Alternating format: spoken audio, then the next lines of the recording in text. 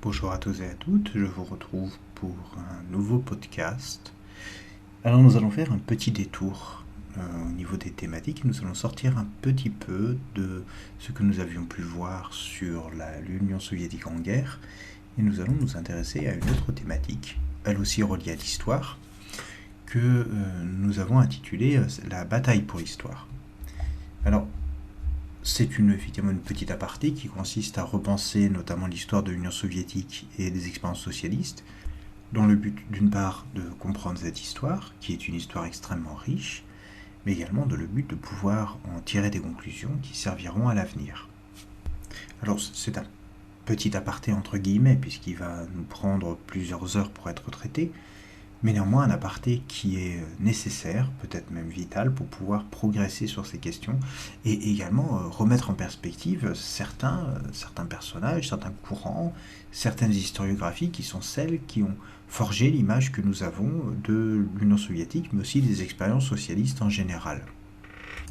Alors, pour commencer, je vous invite souvent effectivement à consulter des ouvrages, mais je vous invite, vous pouvez trouver cette conférence d'ailleurs sur YouTube, mais je vous invite à parler un petit peu du travail qui a été réalisé par un chercheur qui s'appelle Enzo Traverso, alors qui est plus lié, on va dire, au courant trotskiste qu'à celui que nous défendons nous, mais qui néanmoins est extrêmement intéressant et qui apporte énormément de choses pour comprendre l'URSS, mais aussi pour comprendre un peu la manière dont nous percevons aujourd'hui les expériences socialistes. Enzo Traverso a notamment travaillé sur ce qu'il appelle la mélancolie de gauche, qu'il considère comme étant une tradition cachée, et qui effectivement revient sur le fait que les commémorations, la commémoration d'ailleurs même en général, joue un rôle extrêmement important dans les organisations de gauche, c'est-à-dire cette mémoire de ceux qui sont tombés.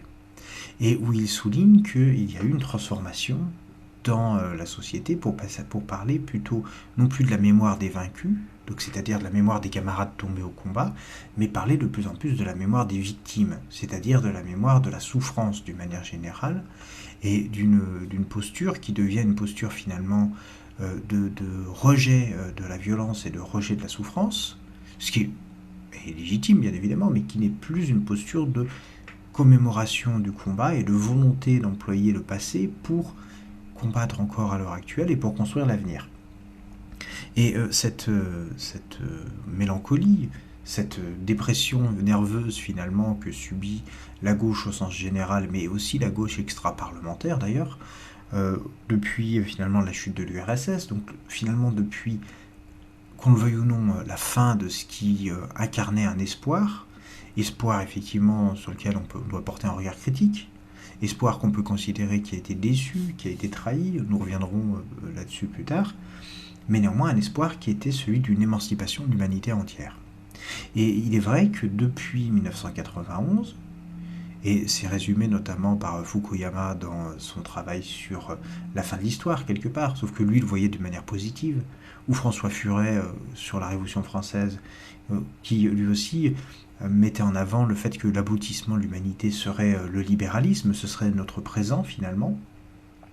Eh bien, il est vrai que la gauche, elle, a renoncé à son rôle de proposer un modèle d'émancipation et un modèle d'utopie. Et il est vrai qu'aujourd'hui, parler d'utopie, mais on reviendra aussi dessus, parler d'utopie, ça devient presque grotesque. Ça devient ridicule de présenter un avenir qui sera un avenir meilleur. Et aujourd'hui, c'est vrai que la plupart des luttes sont des luttes finalement de défense d'acquis, de défense de victoire du passé, mais plus tellement le fait de monter à l'assaut du ciel, comme on le disait pour l'Union soviétique. Mais là encore, je vous invite à consulter effectivement Enzo Traverso, qui a fait ce travail très intéressant dessus et qui mérite d'être écouté.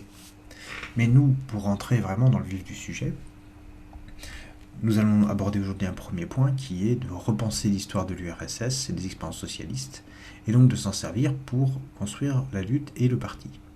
Donc, l'histoire de l'Union soviétique et des expériences socialistes, tout d'ailleurs comme celle des démocraties populaires, c'est un champ de bataille. Et là encore, effectivement, je reprends un petit peu quelque chose qui a été écrit par Enzo Traverso, qui est cette histoire comme champ de bataille. Mais c'est un champ de bataille sur plusieurs choses. Contre la falsification d'une part, mais également pour comprendre réellement ce qui s'est déroulé. Et les enjeux autour de cette histoire sont immenses. Ils le sont autant d'ailleurs pour les capitalistes, pour les exploiteurs que pour nous.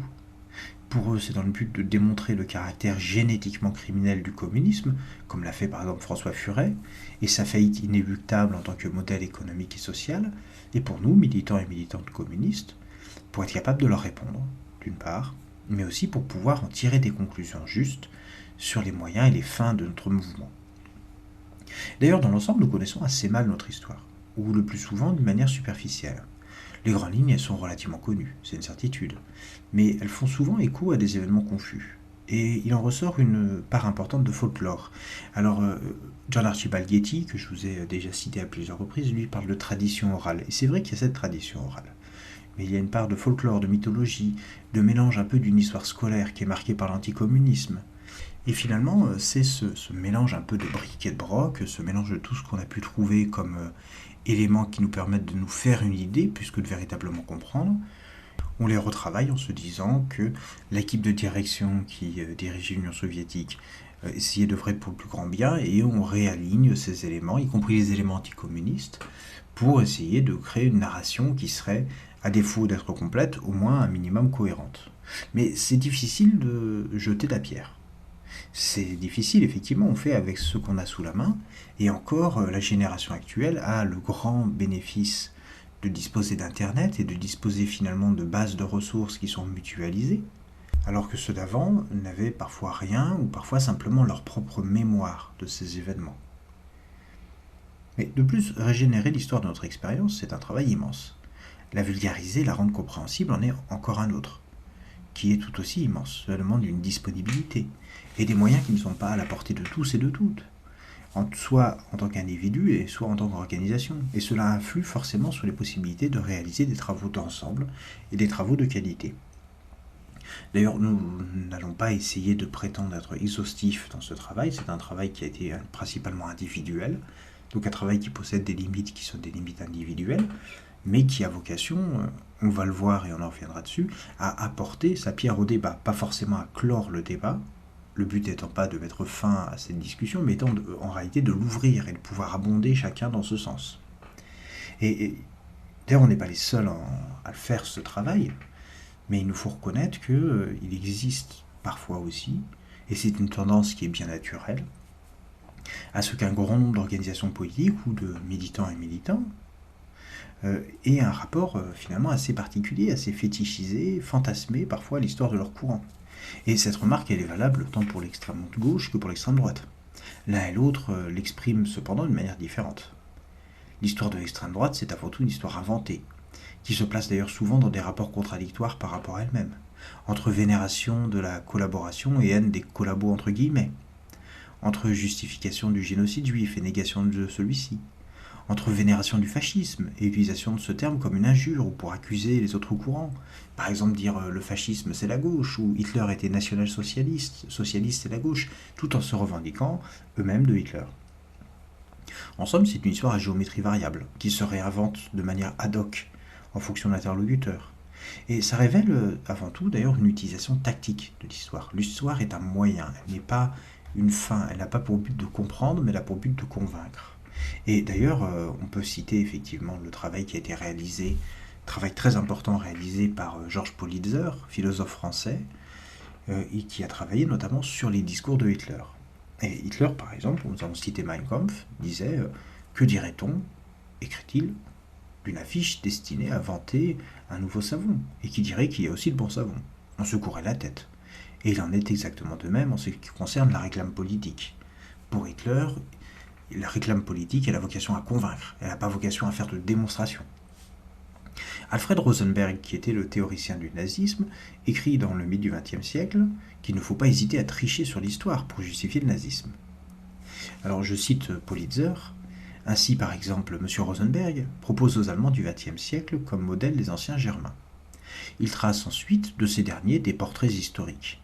Et il se trouve alors que les anciens Germains possédaient précisément les traits de caractère que le régime hitlérien veut inculquer à la jeunesse. La chose n'est pas difficile.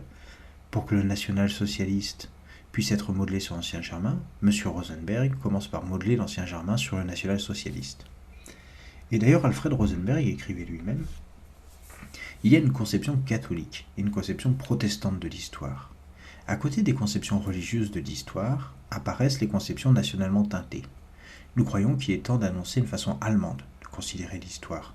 Finalement, c'était un petit peu une manière pour eux de constituer. Alors, les nazis ne prétendaient pas d'ailleurs ne prétendaient pas délivrer un message universel, ils prétendaient délivrer une vision du monde, la Weltanschauung, c'est-à-dire une vision du monde qui était racialement teintée, qui était leur vision de race. Et en disant cette vérité est valable pour nous, elle n'est pas valable pour les autres races. Donc forcément, à partir de ce moment-là, on peut tout dire. En revanche, au-delà du discours, savoir vraiment ce que pensent les nazis en leur fort intérieur, ou même l'extrême droite française en son fort intérieur, est parfois très compliqué. Et en 2016, dans une brochure intitulée La guérilla informationnelle, le nouveau brouillard de guerre, nous écrivions que lorsque nous, communistes, fournissons une explication du monde, à travers le matérialisme dialectique, à travers le matérialisme historique, nous attaquons un grand chantier. Casser l'idéalisme, le positivisme, le mysticisme, en somme toutes ces manières de voir l'histoire comme étant quelque chose de déjà préécrit, ou comme étant quelque chose où l'idée prime sur la matière, et où finalement les modes d'organisation économiques et les modes d'organisation sociaux n'ont pas d'importance. Et parfois, les mécanismes de l'histoire sont contre-intuitifs. Ils demandent des préalables idéologiques, des préalables culturels. En bref, ils demandent aux individus de se dépasser eux-mêmes. Et cela demande un travail ardu en termes d'acquisition de notions. Le bon sens populaire ne suffit pas. Rien de tout cela n'existe chez les fascistes, qui eux jouent sur des biais intuitifs, des biais cognitifs. Le cerveau étant quasiment programmé pour adhérer aux théories du complot, en cherchant des causalités d'ailleurs là où il n'existe que des coïncidences, en s'attachant à trouver un sens cohérent et logique à tout. Or, cela, ajouté à la subjectivité, crée le terreau du complotisme et de la confusion. La bouillie fasciste est également facile à avaler et à digérer, elle ne demande aucune subtilité. Et les fascistes entre eux ne cherchent pas à se prendre à revers, à tester leurs connaissances, peu importe les détails. C'est une différenciation culturelle là aussi entre nous. La rumeur et le canular ne nous servira à rien, car nous avons besoin d'informations justes et fiables pour pouvoir transformer la réalité. Nous devons connaître le monde parfaitement pour en saisir les rouages. De même, nous n'avons pas besoin de mentir. Il n'existe pas plus gros scandale que l'exploitation capitaliste. Inutile d'inventer de faux faits, la vérité est déjà révolutionnaire. Et pourtant, je sors de cette citation, et pourtant, dans notre courant même, les organisations communistes de France n'ont pas toujours un regard très clair sur l'histoire de leur propre courant. Et il faut dire que l'histoire de l'Union soviétique est contradictoire, avec des historiographies qui s'excommunient les unes et les autres. Et en dépit du fait que 30 ans se soient écoulés depuis l'ouverture des archives, une histoire actualisée, basée sur un travail scientifique, a du mal à s'imposer, tant dans la société que dans les organisations politiques, et même dans celles qui se revendiquent du marxisme-léninisme, qui souvent ont d'ailleurs rejeté les révélations faites à la suite de l'ouverture des archives. Et un certain nombre de facteurs expliquent ce retard. Alors, un qui va jouer un rôle important, c'est le maintien depuis 1995 de la même historiographie scolaire de l'URSS. On passe tous par l'école, on passe tous par ces cours sur l'Union soviétique, sur le régime de Staline, qui sont des cours qui sont écrits avec une historiographie vieille de plus de 30 ans.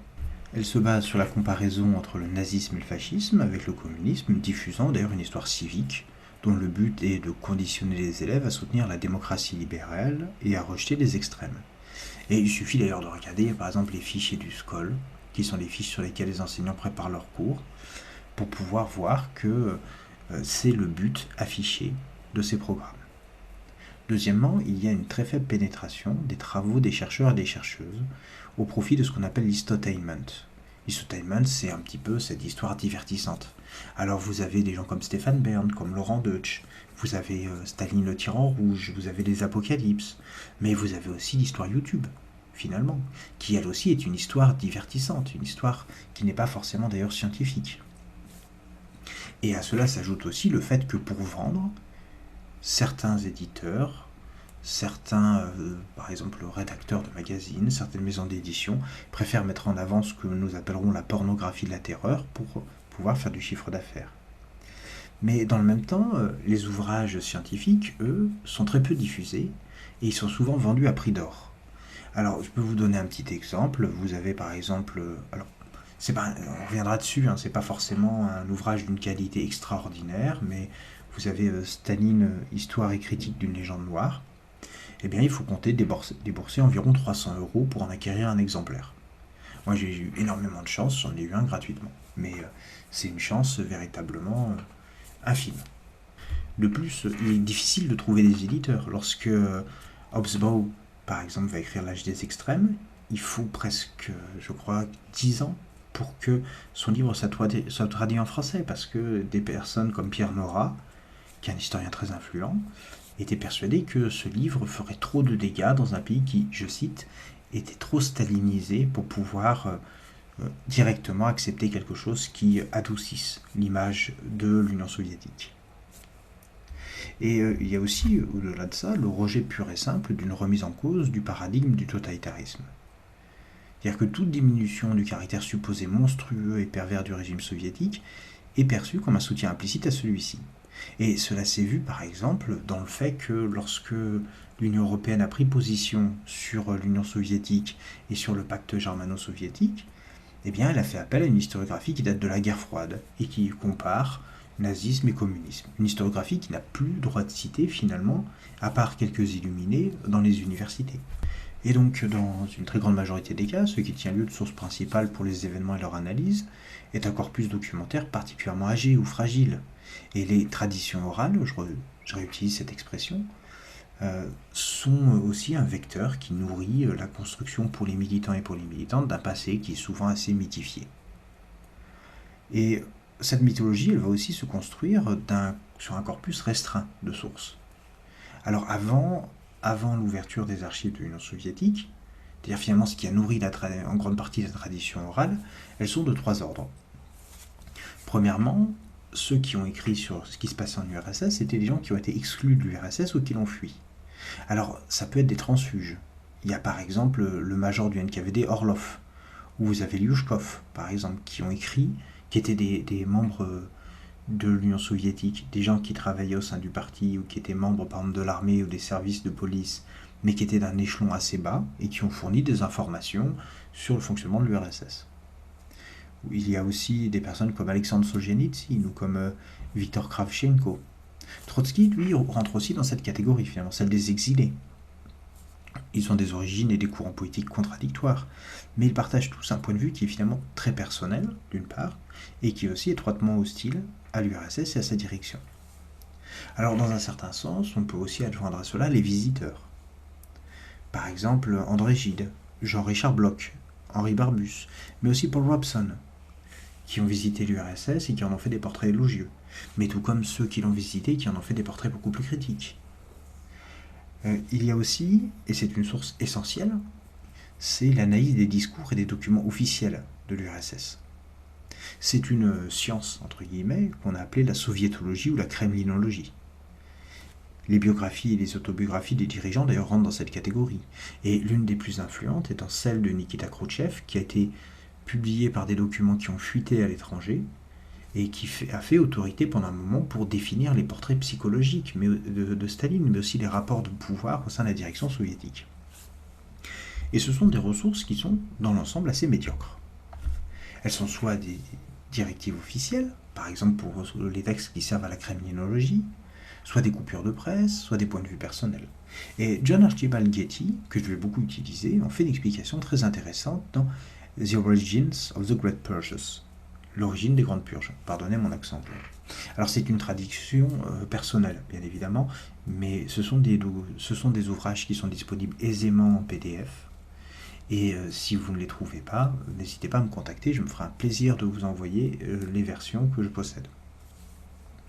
Alors je cite, bien que la principale faiblesse des sources soit leur éloignement des événements, qu'elles jugent d'ailleurs si librement, la question de la partialité politique mérite également d'être examinée, comme elle est d'ailleurs dans les autres domaines de l'enquête historique. Orlov, Trotsky, les Mencheviks ou Khrouchtchev étaient tous des acteurs politiques intéressés et n'étaient guère incités à produire une vision objective. De toute évidence, l'autre grande source de partialité est le côté stalinien. Les ouvrages explicatifs produits pendant l'ère stalinienne, principalement les transcriptions de procès et les brèves mentions dans les grandes lignes de l'histoire, ne sont pas non plus particulièrement précieux. La monstruosité des crimes de Staline et une génération d'attitudes de la guerre froide ont contribué à ce qui serait considéré comme de une recherche bâclée et méthodologiquement faillite dans tout autre domaine d'investigation. Les historiens de l'Europe moderne n'essaieraient pas d'étudier la politique de la Première Guerre mondiale en se basant sur les mémoires des soldats des tranchées, sans épuiser la presse, les documents, les archives disponibles. Alors, on laisse à Getty son opinion sur la monstruosité de la direction stalinienne, mais ça n'est pas le lieu d'en débattre. Cependant, nous pouvons reconnaître que les sources sont extrêmement partielles et partiales. Et c'est sur la base de celles-ci que se sont construits les différents récits et les contre-récits. Ils peuvent d'ailleurs être rassemblés en 3 courants principaux. 1. Une grille de lecture marquée par un anticommunisme militant, de droite ou de gauche. 2. Une grille de lecture marquée par un communisme anti-stalinien ou antitotalitaire, notamment trotskiste ou sous la forme de tendances un peu plus obscures. Troisièmement, une grille marquée par un stalinisme entre guillemets apologique et acritique. Bien qu'ayant des buts et un récit diamétralement opposés, ces histoires entre guillemets possèdent dans l'ensemble plus de similitudes qu'un examen superficiel pourrait laisser penser.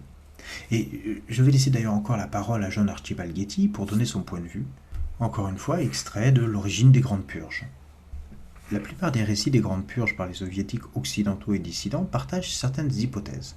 Les événements politiques de 1933-1939 constituent un phénomène unifié. Les Grandes Purges, qui peut être étudié comme un processus. Les Grandes Purges ont été planifiées, préparées et réalisées par une seule agence, Staline. Et les anciens bolcheviks de la génération de Lénine et de Staline ont été la cible de ces purges. La présente étude teste ces hypothèses par rapport aux preuves primaires disponibles et les trouve insoutenables.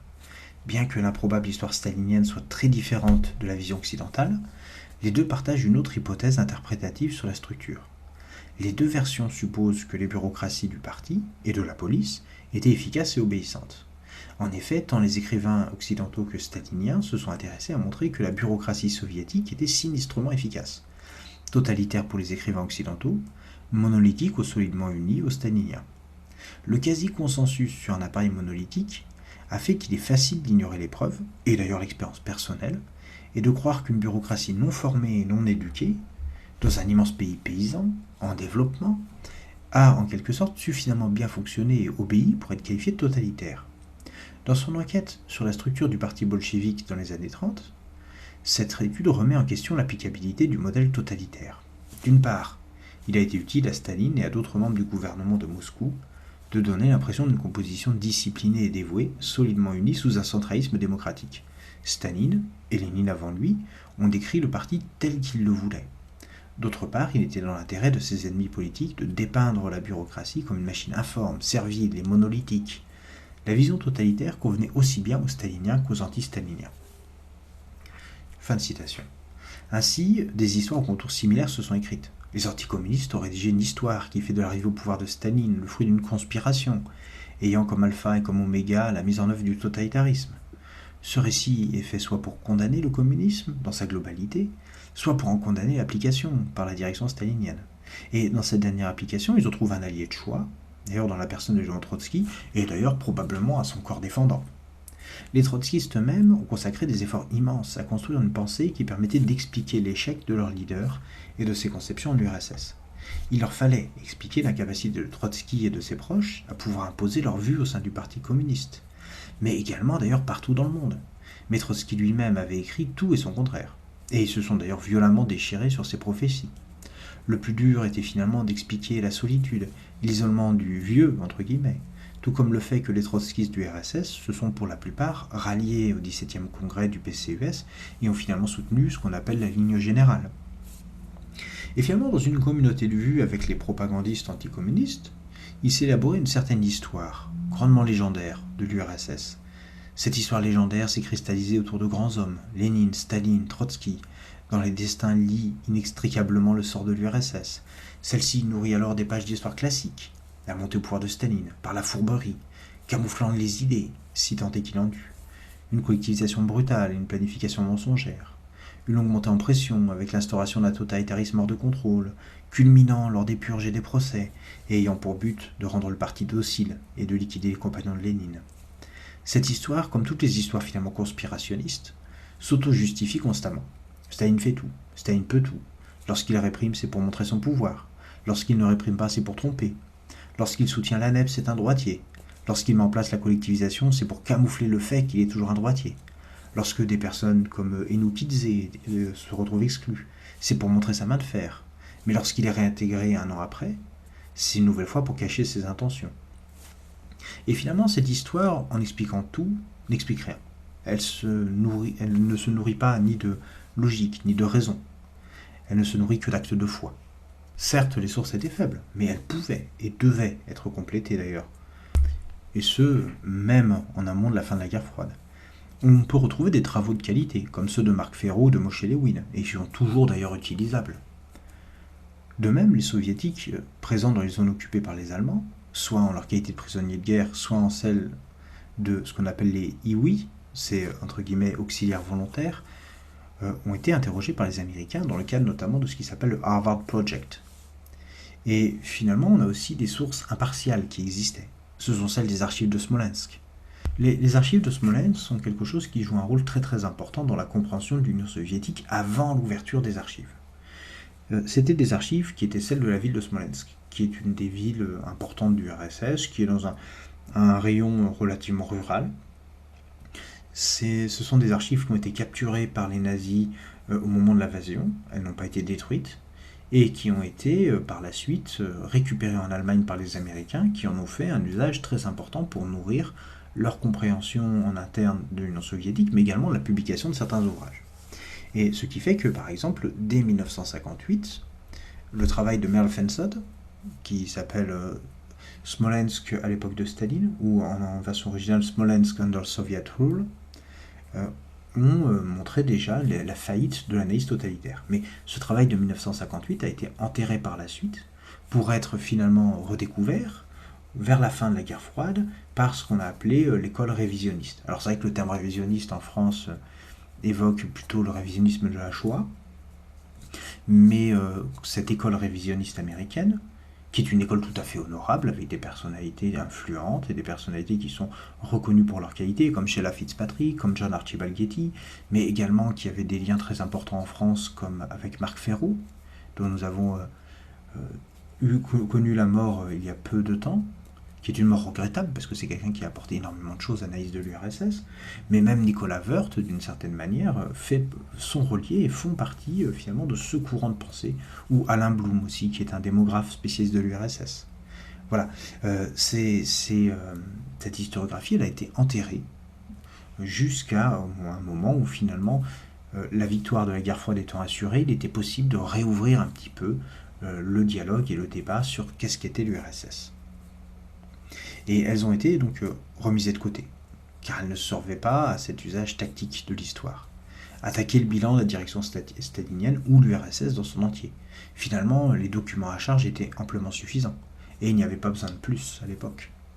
Et aujourd'hui encore, d'ailleurs, ces documents à charge, parfois mensongers, parfois erronés, comme le travail, par exemple, qui a été réalisé par Robert Conquest, servent encore de socle aux arguments anticommunistes, avec un rejet fanatique de toute remise en cause et de toute analyse nouvelle. Mais du côté des léninistes, un problème similaire s'est posé. Que faire de l'histoire ? Et aujourd'hui, il est rarissime, par exemple, qu'un militant ou qu'une militante rejette en bloc l'existence du goulag, des purges, des famines. La publication d'expériences réelles, de répression, a rendu impossible le fait de maintenir la ligne de défense qui pouvait exister dans les années 1920 ou 1930, où on parlait de l'URSS comme le paradis. Dans le même temps, les écrits qui avaient vocation à essayer de démontrer le caractère totalitaire de l'URSS, eux, ont eu une ampleur immense, ils ont été extrêmement appuyés. On retrouve le travail d'analyse qui a été fait par T.J. Friedrich, par Zbigniew Brzezinski, qui a cherché à définir finalement une nouvelle manière de concevoir le totalitarisme, mais une manière qui concevait le totalitarisme en fait en essayant de décrire l'URSS. Le but n'étant pas de voir si cette définition s'appliquait, de créer une définition qui permettait de créer aussi une symétrie entre nazisme et communisme, mais avec une définition finalement tellement large que si on la prend, on peut définir n'importe quel régime qui peut exister à l'heure actuelle comme étant totalitaire. Et donc on a retrouvé aussi Robert Conquest, Hélène Carrère d'Ancos, qui ont appuyé cette conception totalitaire. Et d'ailleurs, ces personnages ont travaillé notamment sur les analyses de Léon Trotsky, qui finalement était un des premiers à avoir employé ce terme. Isaac Deutscher, qui est un des grands spécialistes de Léon Trotsky, avait d'ailleurs indiqué que celui-ci écrivait, avant son élimination, un texte sur la question. Alors, c'est vrai que on doit reconnaître quelque chose par contre à Trotsky, là-dedans. C'est que, sur quoi se basait Trotsky pour écrire ? Il se basait sur des documents qui étaient ceux qui lui parvenaient. Alors on peut effectivement statuer sur une certaine forme de réseau d'espionnage trotskiste ou de lien qui pouvait exister entre Léon Trotsky et des forces qui étaient à l'intérieur de l'URSS. C'est une possibilité, effectivement. Elle a tendance, il y a des éléments qui prouveraient que c'est un peu vrai, mais en tout cas c'est pas suffisant. Et c'est pas des personnalités qui pouvaient, en tout cas, lui fournir des éléments qui permettaient de comprendre l'intégralité de la société soviétique, sachant que déjà la direction soviétique avait un peu du mal à la comprendre. Eh bien, qu'est-ce qu'a fait Léon Trotsky? Léon Trotsky, il a travaillé sur des sources qui étaient celles à sa disposition, donc la Pravda, donc les discours, donc aussi les directives dont il pouvait avoir la connaissance par son réseau d'amis. Et en utilisant finalement les mêmes sources que les historiens totalitaires, il arrivait aussi logiquement aux mêmes conclusions. C'est-à-dire que si vous voyez des directives qui, on ne sait pas si elles sont appliquées ou pas, on ne sait pas quels résultats elles ont, on ne sait pas si elles marchent ou pas, on ne sait pas si, c'est pas parce que vous dites 15 fois qu'il faut que vos membres du niveau le plus bas, par exemple les membres du parti au niveau le plus bas, fassent ça, que ça veut dire qu'ils le font. Et peut-être que si vous le répétez 15 fois, c'est parce qu'il y a 14 fois, ils ne le font pas. Et c'est vrai que Trotsky, lui, va avoir cette vision totalitaire qui est cohérente avec sa position en tant qu'exilé. Et si c'est vrai qu'elle va être une épine dans le pied importante du fait du prestige du personnage pour le prestige, par contre, de l'Union soviétique, ça ne veut pas dire que, par contre, il y avait un dessein à créer, inventer une conception totalitaire de l'URSS, mais ça peut être aussi une erreur de bonne foi. Et ça, il est important de le prendre en considération lorsqu'on veut analyser le trotskisme et lorsqu'on veut comprendre ce courant. C'est comprendre qu'il y a une volonté, effectivement, pour des raisons sur lesquelles on reviendra quand on s'intéressera à la personnalité de Léon Trotsky, il y avait une volonté de dénigrer effectivement la direction de l'URSS, de chercher ses défauts, de chercher ses erreurs, de chercher ses manques. Mais il y avait aussi des documents qui, du point de vue de Trotsky, confirmaient les présupposés qu'il pouvait avoir. Enfin bon, ça c'était une petite parenthèse, mais toujours est-il, c'est que Trotsky écrivait alors que le socialisme n'aurait aucune valeur s'il n'apportait, et j'insiste sur la négation, s'il n'apportait non seulement la violabilité, je vais y arriver, juridique, mais aussi la pleine sauvegarde des intérêts de la personnalité humaine. Le genre humain ne tolérerait pas une abomination totalitaire sur le modèle du Kremlin. Donc ça c'est Isaac Deutscher qui a retrouvé cet exemplaire, cette petite partie qui avait été écrite par Trotsky, et il est important de souligner le caractère finalement assez démocrate, assez réformiste, et très finalement, j'ai envie de dire, droit de l'hommiste de cette perception de qu'est-ce que devrait être l'URSS, qui tranche très fortement avec les positions de Trotsky, qui à l'époque des années 20 et des années 30, qui étaient des positions beaucoup plus brutales finalement. Enfin, nous pouvons retrouver, si vous le voulez, vous pouvez retrouver un peu plus d'éléments là-dessus, sur une ébauche de brochure qui n'a pas pu être terminée étant donné son ampleur, qui s'intitule 100 millions sinon rien. Vous pouvez retrouver certains éléments dans la partie numéro 5, où on détaille un petit peu les positions de Léon Trotsky et les évolutions de ses positions. Enfin, fin de la parenthèse dessus.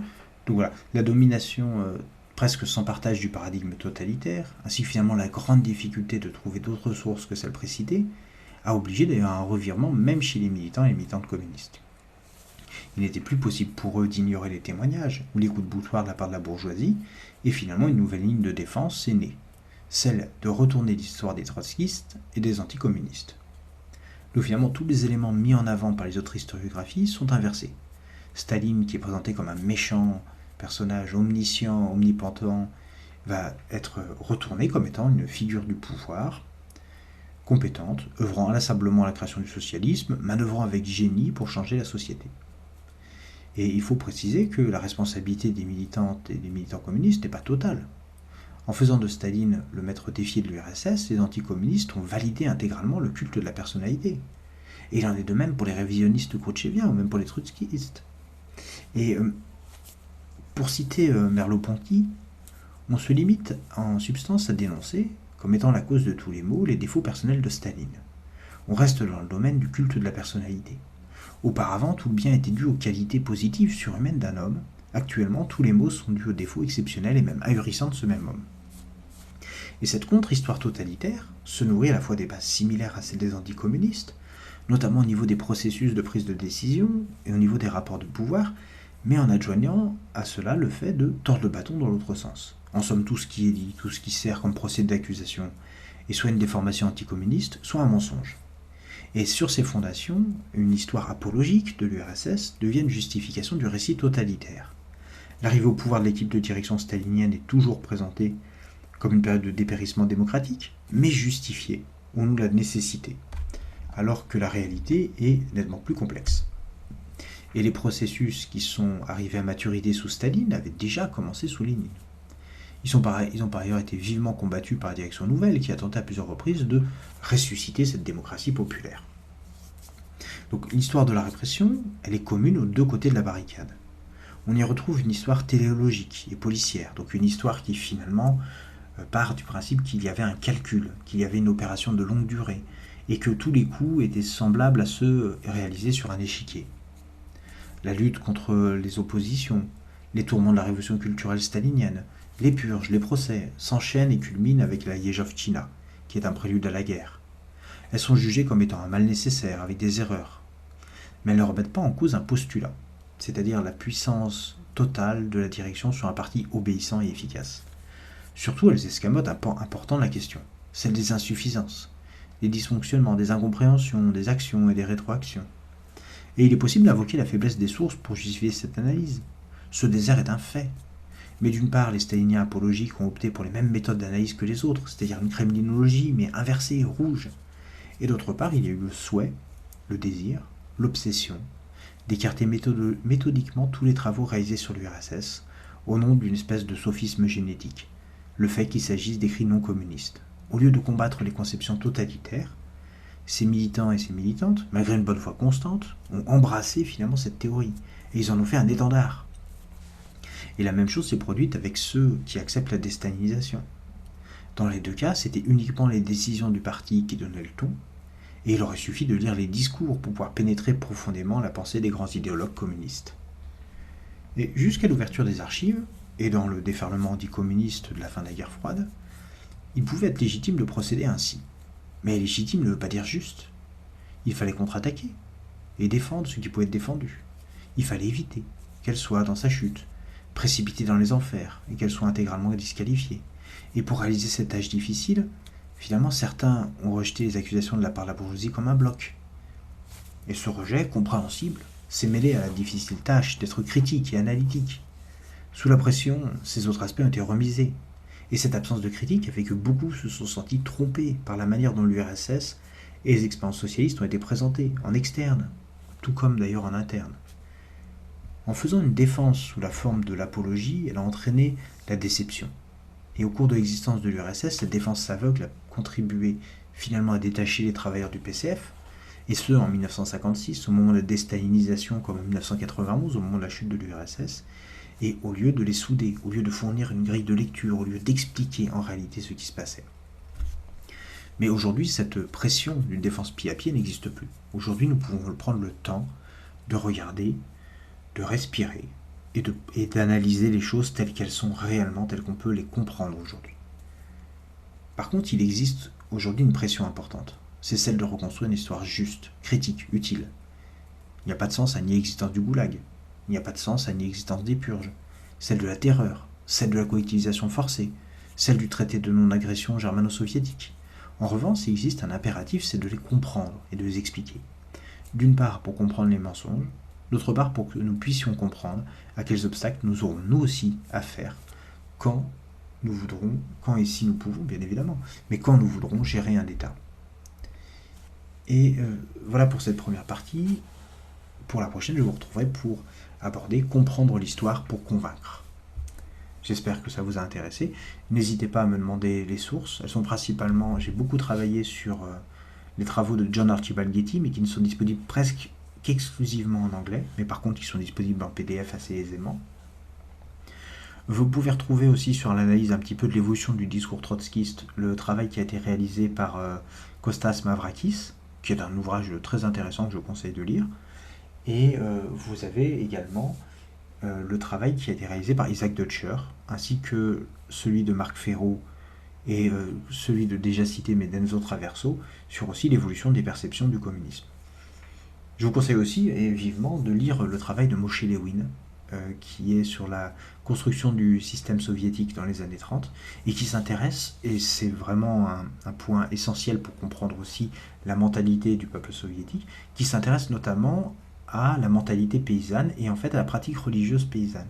Notamment parce que cette omniprésence des démons, des esprits, va faciliter finalement l'adoption d'un mode de pensée conspirationniste pour juger la lutte des classes et pour la lutte notamment contre les koulaks, et qui va avoir effectivement des effets notamment désastreux sur la manière dont cette dékoulakisation, on va dire par en bas, va se dérouler, puisque finalement ce sont non pas les koulaks véritablement qui vont être ciblés, puisqu'ils sont dans des réseaux de solidarité avec le reste du village, mais souvent il va y avoir une chasse aux sorcières, aux outsiders, aux personnalités un peu à l'extérieur du village, qui elles vont subir la dékoulakisation, alors que ce n'étaient pas les cibles sociales prévues.